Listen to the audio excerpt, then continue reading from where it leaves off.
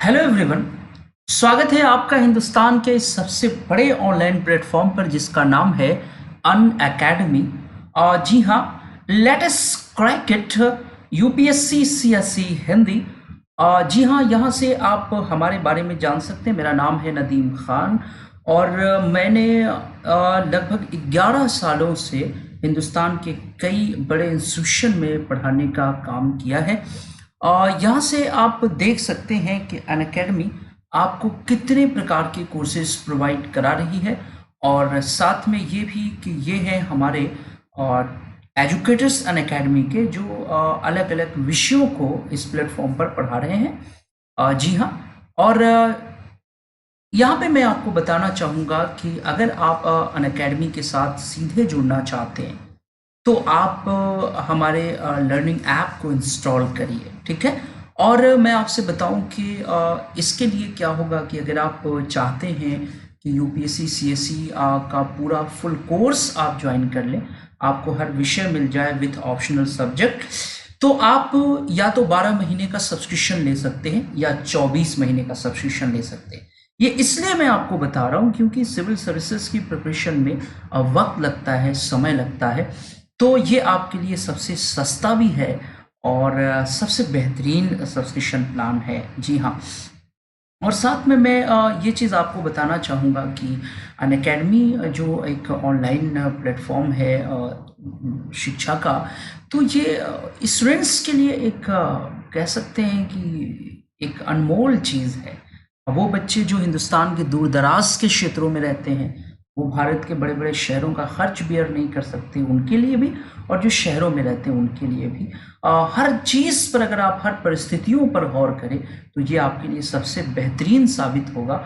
और मैं ये भी कहूँगा साथ में कि अगर आप सब्सक्रिप्शन जब भी लीजिए तो मेरे प्रोमो कोड MNUS को ज़रूर आप उसमें मेंशन करिए, क्योंकि इससे आपको 10% का जो लाभ है, बेनिफिट है, वो मिल जाएगा, ठीक है स्टूडेंट्स। तो आइए हम लोग आगे आते हैं आज के इस टॉपिक पर। जी हाँ, हमारी टीम की ये दिली ख्वाहिश है, अनअकैडमी की ये दिली ख्वाहिश है कि जैसा कि आपको पता होगा कि यूपीएससी ने अपना नया डेट भी अनाउंस करने की प्रक्रिया शुरू की है।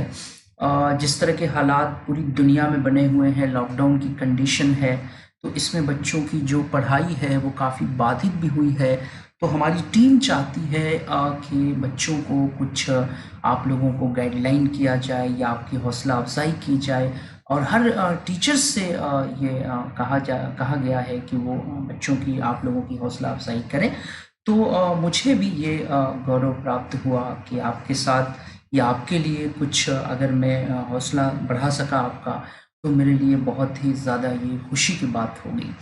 और स्टूडेंट्स, यहाँ पे मैं आपसे बता दूँ कि यूपीएससी एक ऐसा एग्ज़ाम है जो दुनिया के सबसे शानदार एग्ज़ाम्स में से एक माना जाता है, ठीक है।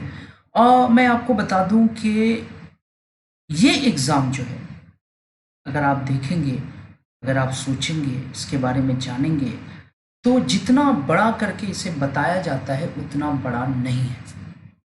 ये बहुत आसान है, लेकिन शर्त ये है कि आपको इसे सिस्टमेटिकली करना होगा, एक सही वे में इसकी प्रिपरेशन करनी होगी, ठीक है ना।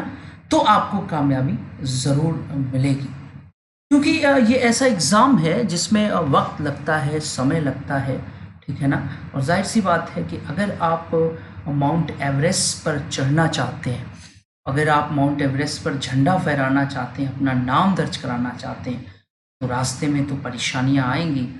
तो इससे डरने की क्या बात है। एक सेलेक्ट IAS अधिकारी से जब पूछा गया, सर ये बताइए कि आपको इस परीक्षा की तैयारी के दौरान कैसा लगा, तो उसने कुछ यूं अपनी बात बयान की।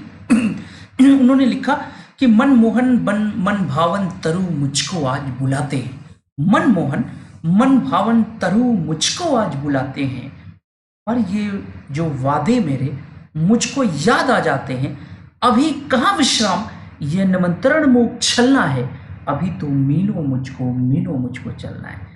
स्टूडेंट्स, आपको कैसा लगा ये जो लाइन मैंने सुनाई है। दरअसल ये उस सेलेक्ट यूपीएससी के अधिकारी की लाइन थी जो उन्होंने अपनी भावनाओं को व्यक्त किया। तो उसी तरह से मैं आपसे बता रहा था कि ज़िंदगी में जो कठिनाइयाँ हैं वो आती रहती हैं, और कठिनाइयाँ अगर ना आए तो भी ज़िंदगी का मज़ा नहीं। ज़िंदगी में धूप और छाँव आते रहते हैं। उसी तरह से आप जब प्रिपरेशन कर रहे होंगे, आप अपनी तैयारी कर रहे होंगे, तो कई बार ऐसा होता है, आदमी का मनोबल भी कम हो जाता है, बच्चे घबरा भी जाते हैं, सोचते हैं पता नहीं क्या होगा। तो देखिए स्क्रीन पर मैंने एक तस्वीर लगाई है। शायद जितने भी स्टूडेंट मुझे सुन रहे हैं मेरी आवाज़ को, तो उनको पता होगा कि ये जो तस्वीर है ये हिंदुस्तान के एक बहुत बड़ी हस्ती की तस्वीर है, जिन्हें हम एपीजे अब्दुल कलाम के नाम से जानते हैं, है ना। इनके बारे में अगर एक शब्द कहा जाए कि कुछ लोग वक्त के सांचे में ढल जाते हैं, कुछ लोग वक्त के सांचे में ढल जाते हैं, पर उनका क्या करें जो सांचे बदल जाते हैं। तो ये बिल्कुल इन पे फैक्ट बैठता है कि दुनिया में कुछ ऐसे लोग होते हैं जो अपना सांचा खुद बनाते हैं, वो किसी सांचे में ढलने के लिए नहीं बनते। तो मैं अपने हर स्टूडेंट से ये उम्मीद करता हूँ कि दुनिया में जिसने भी मुकाम पाया है, कुछ बना है, उसने कुछ त्याग किया है। देखिए त्याग, बलिदान और तपस्या जो हमारे भारत देश में बोला जाता है, ये ज़रूरी है, इसको अमल करना ही पड़ेगा।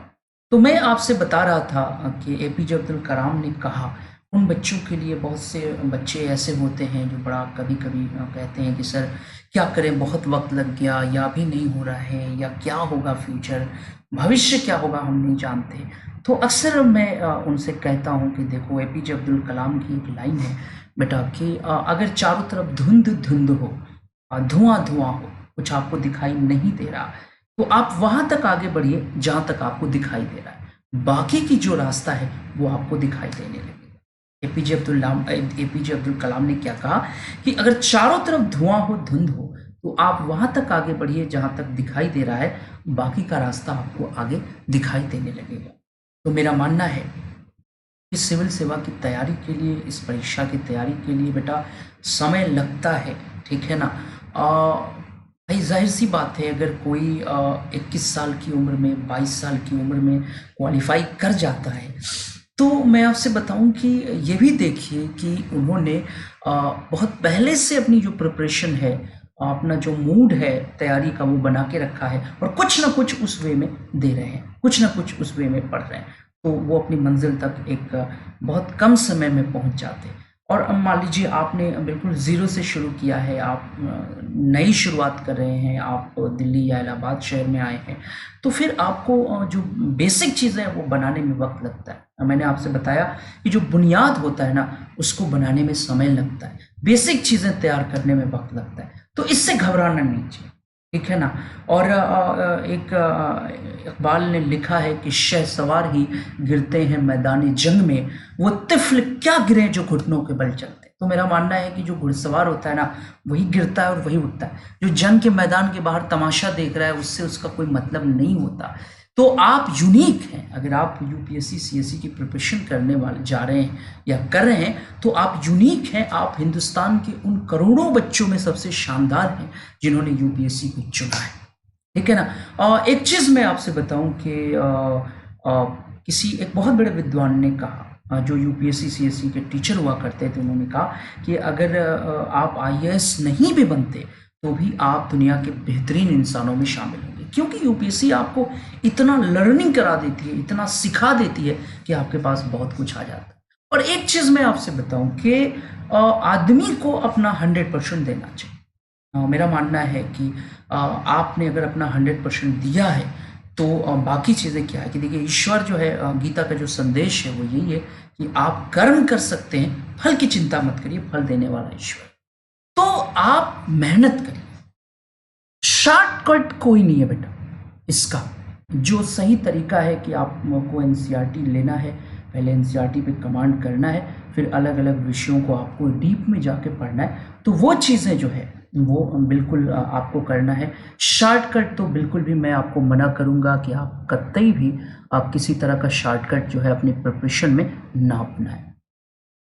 एक चीज़ मैंने देखिए स्क्रीन पे लिखा हुआ है कि निरंतरता ज़रूरी है बेटा। देखो, अगर आप एक दिन में 10 घंटे, बहुत से बच्चे हैं जो एक दिन में 10 घंटे की पढ़ाई कर लिया, 12 घंटे कर लिया और अगले दिन फिर वही 4 घंटे, 5 घंटे या वो भी नहीं। तो इस तरह की चीज़ों को बिल्कुल ना करें। मेरा मानना है कि आप अपनी पढ़ाई में अपने जो वर्क है, जो आप स्टडी करते हैं, उसमें कंटिन्यूटी लाइए। जी हाँ, कहते हैं ना कि continuity is the best policy for the success. जैसे मैं आपको बता रहा हूँ कि आपने बचपन में ये कहानी ज़रूर सुनी होगी, हर स्टूडेंट ने जो मुझे सुन रहे हैं, कि कछुआ और खरगोश की जब दौड़ हुई, तो देखिए कछुआ जीता था, ये सबको पता है, खरगोश हारा था। तो दोनों में क्या आपने देखा अंतर? कि निरंतरता।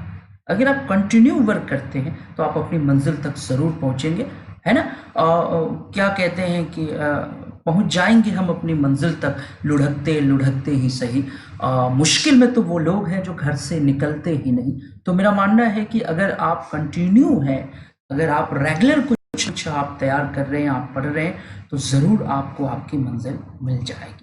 ठीक है ना। कुछ पॉइंट्स मैं आप लोगों के लिए ले आया हूँ, अपने स्टूडेंट्स के लिए जो यूपीएससी सीएससी की प्रिपरेशन कर रहे हैं। क्योंकि देखिए जब ये एक ऐसी तैयारी है ना, अगर आप यूपीएससी के लिए आते हैं, अगर आप किसी से बताते हो कि मैं यूपीएससी की प्रिपरेशन कर रहा हूँ, तो सामने वाला थोड़ी देर के लिए आपको देखता है और मुस्कुराता है, चला जाता है। आपने महसूस किया होगा कई बार, अब बड़े बड़े लोग, काबिल लोग 2 मिनट के लिए आपको देखते हैं और मुस्कुरा देते हैं। कारण क्या है? वो आपको देख के नहीं मुस्कुराते, वो आपके हौसले को सलाम करते हैं कि आपने इतनी बड़ी हिम्मत की है। और मैं आपसे बताऊं कि बहुत आसान है ये एग्ज़ाम। शर्त ये है कि इसकी टेक्निक आपको जाननी चाहिए कि कैसे। पहली चीज़ तो ये है कि आप जान लो कि यूपीएससी जो है वो कहती है कि भाई ज़ाहिर सी बात है, पहले आप पढ़िए, फिर सीखिए, फिर हमारे पास आए। बच्चे क्या करते हैं कि सिर्फ पढ़ते हैं और यूपीएससी के प्रिपरेशन में उतर जाते नहीं। सीखना ज़रूरी बेटा। सीखने का मतलब ये है कि आप एनालिसिस करिए, आप चिंतन करिए, आप मनन करिए, तब जाकर आप इसको कहते हैं सीखना। तो ये चीज़ करना है आप लोग। और मैं फिर आपको बता रहा हूँ कि कैसे बच्चे कहते हैं कि सर ये बताइए कि आपने कैसे हम पढ़ें कि चीज़ें हमारी तैयार हो जाएं। हम तो बहुत रटते हैं लेकिन चीज़ें तैयार नहीं होती। तो मैं आपको बताऊं कि बड़ा आसान सा इसका जवाब है कि बचपन में आपने कोई फिल्म देखी होगी, अपनी फेवरेट कोई मूवी देखी होगी, और यकीन मानिए वो मूवी आज तक जवानी में भी आपको याद है। बहुत से जो दादा परदादा होते हैं वो तो सुनाते हैं भाई हमने भी देखी थी, हमको याद है। तो आप सोचिए कि कोई मूवी आप बचपन से लेकर जवानी तक और जवानी से बुढ़ापे तक कैसे याद होती है। इसका रीज़न होता है, जब आप फिल्म देखने जाते हो ना, तो होता क्या है कि थोड़ी देर के लिए तो आप बिल्कुल, पहली चीज़ तो ये है कि आप माइंड सेट करके जाते हो, आपको इंजॉय करना है। यहाँ पे बच्चा क्या करता है, बच्चा जब आता है, घर से आता है ना, तो बहुत से ऐसे लोग मिलते हैं जो उसको फ्रस्ट्रेट करते हैं। मेरा मानना है कि वो जो असफल हो गए किसी तरह से, वो कहीं ना कहीं से उनको डिमोलाइज करते हैं। ये बहुत बड़ी कमी। और मैं आपसे कहूँगा कि हमेशा उन लोगों से बचिए जो लोग फ्रस्ट्रेट आत्माएं हैं, जो डिमोलाइज करने वाले लोग हैं, इनसे बचिए। क्योंकि भाई आपने तो नहीं किया तो आप सामने वाले को क्यों। हर आदमी बराबर नहीं होता। जब हाथ की 5 उंगलियां बराबर नहीं है तो फिर हर आदमी बराबर कैसे होगा। क्यों वो असफल हुआ उसका कारण उसको मालूम होगा। लेकिन आपको ये देखना है कि भाई वो असफल हुआ, उसके कारणों को जानिए और आगे बढ़िए। तो मैं आपसे बता रहा था कि फिल्म देखने जब आप जाते हो तो माइंड सेट करके जाते हो, आप इंजॉय करते हो फिल्म को। 3 घंटे, 3 घंटे आपको कोई चीज़ नहीं समझ में आती। करते हैं कि नहीं करते? बता दीजिए ईमानदारी से, करते हैं ना।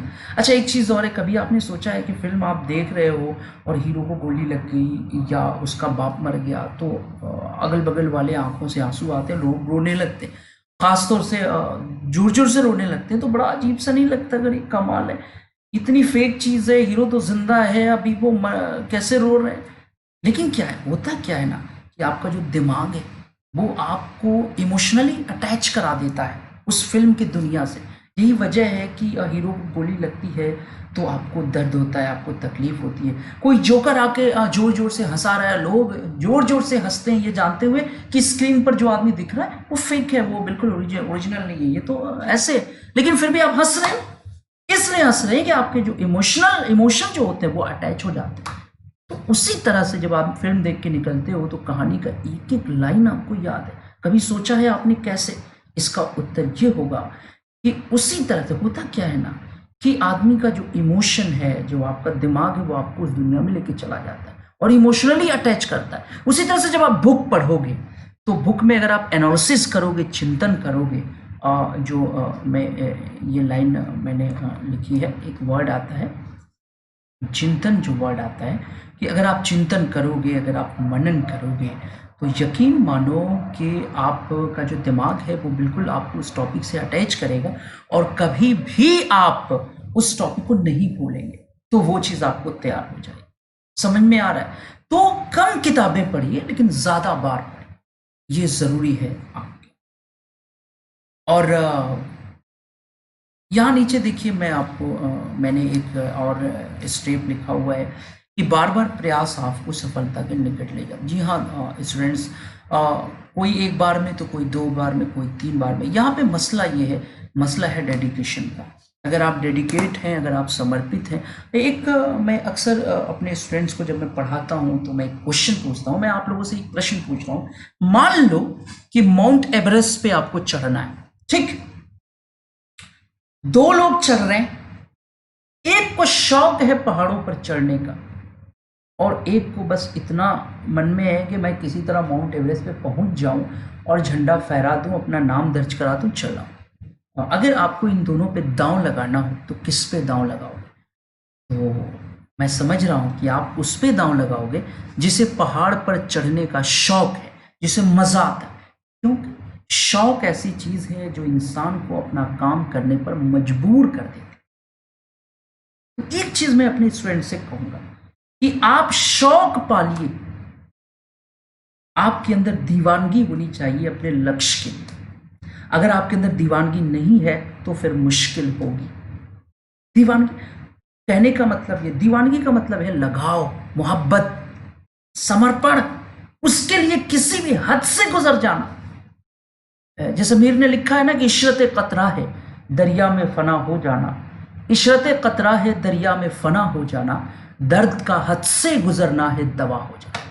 तो मेरा मानना है कि दीवानगी होनी चाहिए बेटा। देखिए, इतिहास किसी भी इतिहासकार ने नहीं बनाया। इतिहासकार जो विद्वान होते हैं वो लिखते हैं, लेकिन जो दीवाने होते हैं वो बनाते हैं। इतिहास दीवाने बनाते हैं, लिखते इतिहासकार हैं।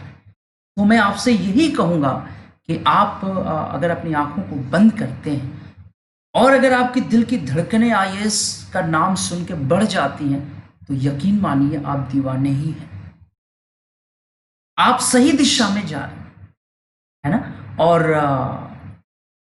एक चीज और आपसे कहूंगा कि देखिए, मेहनत जो है ना वो कभी बेकार नहीं जाती। अगर आप ईमानदार हैं और अगर आपने ईमानदारी से वर्क किया है तो आपको आपके कर्म का पारितोषिक जरूर मिलेगा। यकीन मानिए आपको आपकी मंजिल जरूर मिलेगी, ठीक है ना। और एक चीज और मैं बता रहा था कि देखिए, मेहनत का कोई विकल्प नहीं है। ये बचपन से हम सुनते आ रहे कि नहीं आ रहे? बचपन से आपने भी सुना है, हमने भी सुना है, मेहनत करिए, मेहनत करिए। एक सवाल बच्चे से कोई नहीं पूछता। बच्चा जो है इस बात को समझ नहीं पाता कि मेहनत किया कैसे जाए, मेहनत होता कैसे। तो चलिए, मैं एक घटना का जिक्र कर रहा हूँ आपके सामने। एक बार सचिन तेंदुलकर जो है वो ग्राउंड पर खड़े थे और मैच खत्म हो गया था और जीत हासिल हो गई थी इंडिया टीम को। तो एक रिपोर्टर आया, दौड़ा दौड़ा और आके माइक लगा दिया मुंह में। सचिन तेंदुलकर से पूछता है, सर एक सवाल का जवाब दीजिए। तब सचिन तेंदुलकर ने डॉन ब्रैडमैन के रिकॉर्ड को क्रॉस किया। डॉन ब्रैडमैन जो दुनिया के महानतम क्रिकेटर थे, ऑस्ट्रेलिया। तो पूछता है कि सर ये बताइए कि इतना बड़ा मुकाम आपने पाया, आपने डॉन ब्रैडमैन को क्रॉस किया, इस लेवल पे पहुंचने के लिए आपने बड़े पसीने बहाए होंगे, खूब पसीने गिरे होंगे। तो तेंदुलकर ने क्या कहा पता है? तेंदुलकर ने कहा कि भाई यही तो एक दिक्कत है, मेरे पसीने कब गिरे ये मैंने आज तक देखा नहीं। यहां पे मैं आपको बस ध्यान दिलाना चाहता हूं तेंदुलकर की इस बात पर कि उन्होंने कहा कि पसीने कब गिरे ये मैंने कभी देखा नहीं। इससे क्या मतलब? इससे इससे मतलब ये है कि इंसान जब दीवाना हो जाता है, जब अपने लक्ष्य पर पूरी तरह केंद्रित हो जाता है, तो उसे सिर्फ उसका लक्ष्य दिखता है, कभी अपना पसीना नहीं दिखता। मेरी बात क्लियर से होकर समझिएगा, गौर से समझिएगा कि अगर यूपीएससी, अगर आईएएस बनना आपका टारगेट है, अगर लक्ष्य है, तो फिर रास्ते में क्या कठिनाई आ रही है, क्या दिक्कत आ रही है, ये वो स्टूडेंट कभी बोलेगा ही नहीं जिसको नशा है अपने लक्ष्य तक पहुंचने का। और किसी ने लिखा है कि क्या, जब से चला हूं मैं मेरी मंजिल पे नजर है, जब से चला हूं मैं मेरी मंजिल पे नजर है, मैंने कभी भी मील का पत्थर नहीं देखा, ये फूल मुझे जो मिले हैं विरासत नहीं मेरे, अरे तूने मेरा कांटों भरा बिस्तर नहीं देखा। तो मेरी बात आप समझ गए होंगे कि लक्ष्य पर निशाना वही मारता है जिसे लक्ष्य दिखाई देता है। यहाँ तो सबसे बड़ी समस्या बच्चों के सामने आती है। इतने सालों से मैंने ये चीज़ गौर किया कि मैं किसी बच्चे से अगर पूछता हूँ कि बेटा किस चीज़ की प्रिपरेशन कर रहे हैं, तो बच्चा जो है थोड़ा ऐसा नहीं होता है कि वो बताता है कि सर यूपीएससी प्रिपरेशन कर रहे हैं, और साथ में तो बताता है मैं टीजीटी तो पीजीटी तो मैं तमाम चीज़ें। अच्छा एक बात बताइए, कैसे पॉसिबल है कि आईएएस जैसा एग्ज़ाम आप देने जा रहे हो और आप बाकी एग्ज़ाम्स भी दे रहे हो, कैसे पॉसिबल है? तो देखो यहाँ पे अगर असफलता होती है, बहुत से लोग होते हैं, अच्छा ज़्यादातर बच्चे आते हैं तो बीएड कर रहे हैं, टीजीटी कर रहे हैं, रिसर्च कर रहे हैं, और भी चीज़ें कर रहे हैं। ठीक है, मैं रिसर्च मानता हूँ, मान लीजिए रिसर्च कर रहे हैं आप, अगर उसी फील्ड में जा रहे हैं। देखिए मेरा कहने का मतलब है कि अगर रास्ता बिल्कुल ट्रैक पे है, अगर आप रिसर्च कर रहे हैं, आपने नेट क्वालिफाई कर लिया, चलिए सब्जेक्ट पे आपकी कमांड तो बन गई, वो ठीक है। अगर आप एसएससी की प्रिपरेशन कर रहे हैं, अगर कोई टीजीटी कर रहा है, पीजीटी, तो ये बिल्कुल क्या है, डिफरेंट है। तो अब इतने सारे लक्ष्यों को लेके वो कह रहा है कि मैं आईएएस बनने के लिए आया हूं, मैं नहीं बन पाया, तो इसमें क्या है, देखिए इसमें रीजन होता है। मेरी बात ध्यान रखिएगा, जो आदमी रिस्पॉन्सिबिलिटी नहीं लेता वो जिंदगी भर धोखा खाता है। रिस्पॉन्सिबिलिटी ये है कि आपने लक्ष्य तो कहीं रखे, एक लक्ष्य आपका था नहीं और आप फेल हो गए, तो आपने दोष दिया कि हम नहीं कर पाए तो मेरी किस्मत खराब थी, तमाम चीजें बोलता है वो आदमी। नहीं, जब आप बैकग्राउंड में जाएंगे तो आपको क्लियर हो जाएगा कि दोष किस्मत का नहीं होता है, दोष इंसान के अंदर होता है। हम कहीं ना कहीं से मेहनत में चूक करते हैं, कहीं ना कहीं से हमारे अंदर कमी होती है, हम फेलियर होते हैं। और हर स्टूडेंट जो घर से निकलता है, मैं उसको सजेस्ट करूंगा कि इरादा मजबूत बना के निकलिए, कि आप जिस लक्ष्य के लिए जा रहे हैं वो लक्ष्य आपका परम लक्ष्य होना है। जैसे कि गुरु द्रोण ने कहा कि कौरव पांडव से कहा कि निशाना लगाओ, ठीक है, तो कोई कह रहा है मुझे चिड़िया की गर्दन दिख रही है, कोई कह रहा पूंछ दिख रही है। द्रोण ने किसी को निशाना नहीं लगाने दिया, जबकि द्रोण ने पहले ही बता दिया था कि एक लक्ष्य होगा जिसके आंख में निशाना लगाना है। और अर्जुन से जब उन्होंने पूछा तो अर्जुन ने कहा कि हे गुरुदेव, जब से आपने बोला था कि लक्ष्य चिड़िया की आंख पे लगा होगा, उस पे निशाना लगाना है, तब से मुझे चिड़िया की आंखें दिख रही है, मुझे कुछ और नहीं दिख रहा है। तो उन्होंने कहा निशाना लगाओ, तो और अर्जुन ने निशाना मारा। तो ये चीज क्या साबित करती है कि अगर आप यूपीएससी को टारगेट करके आए हो तो टारगेट यूपीएससी ही होना चाहिए। हाँ, एक बात मैं आपसे बोलूंगा कि कोई भी दुनिया का गेम आउट ऑफ लाइन नहीं हो सकता। अगर कोई गेम लाइन के बाहर हो रहा है, उसकी कोई बाउंड्री जो है वो फिक्स नहीं है, तो वो गेम नहीं है बल्कि मजाक है। मैं हर स्टूडेंट से कहूंगा कि एक लाइन खींच लीजिए, एक बॉर्डर खींच लीजिए कि हमको इतना टाइम देना है यूपीएससी के लिए, ठीक है, और उसी में अपना काम करके निकल जाइए, ठीक है। एक 10 वर्षीय योजना और 15 वर्षीय योजना मैं मना करता हूं आपसे। आपका सिलेक्शन होना है, 2 से 3 अटेम्प्ट काफी होता है सेलेक्ट होने के लिए, ठीक है। अगर बार बार फेल हो रहे हैं तो मनन करिए, आप एनालिसिस करिए कि क्यों ऐसा हो रहा है आपके साथ। और एक चीज मेरे मन में और आ रहा है, मैं आपको बताना चाहता हूं कि जब भी रात में सोइए तो थोड़ी देर के लिए अपनी मोबाइल को किनारे कर दो और अपनी आंखों को बंद करके ये सोचो कि मेरा दिन आज का कैसा गुजरा, हर स्टूडेंट को मेरा सजेशन है, चाहे वो किसी चीज़ की प्रोफेशन कर रहा हो, कि मेरा दिन आज का कैसा गुजरा।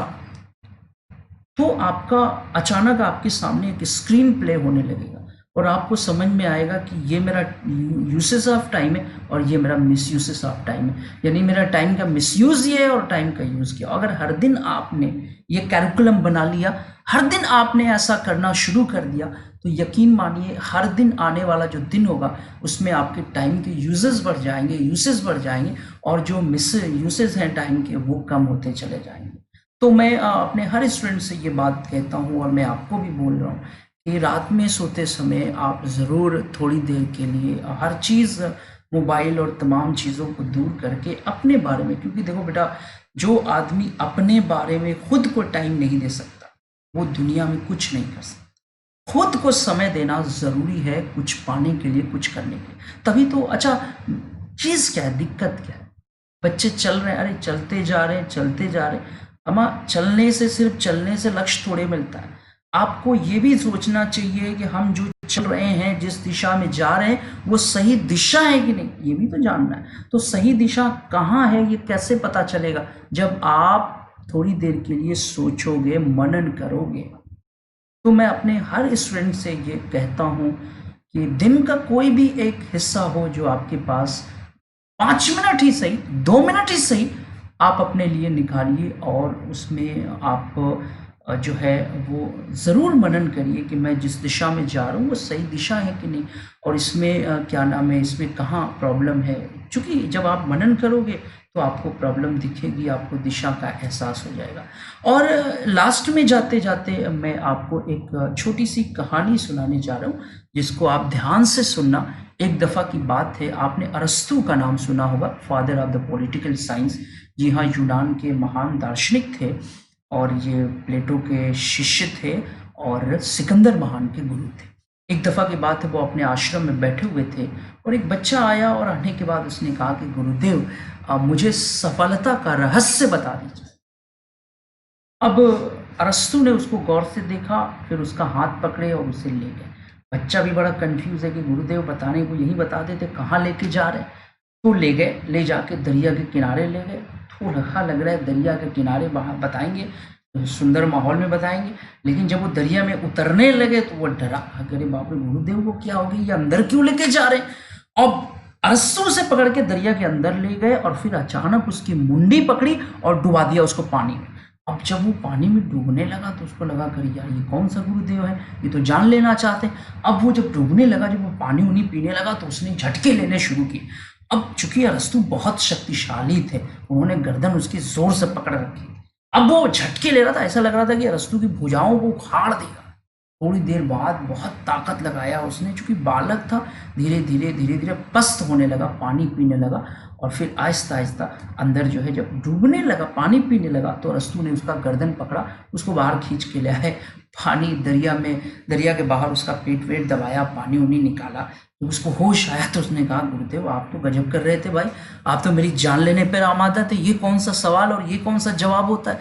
तो अरस्तु मुस्कुराए, उन्होंने कहा कि छोड़ो ये सब बातों को, मुझे एक सवाल का जवाब दो, जब तुम डूब रहे थे तो तुम्हें कैसा लग रहा था? उस बच्चे ने जवाब दिया कि जब मैं डूब रहा था तो मुझे लग रहा था कि मुझे कहीं से हवा मिल जाए, कहीं से सांस मिल जाए।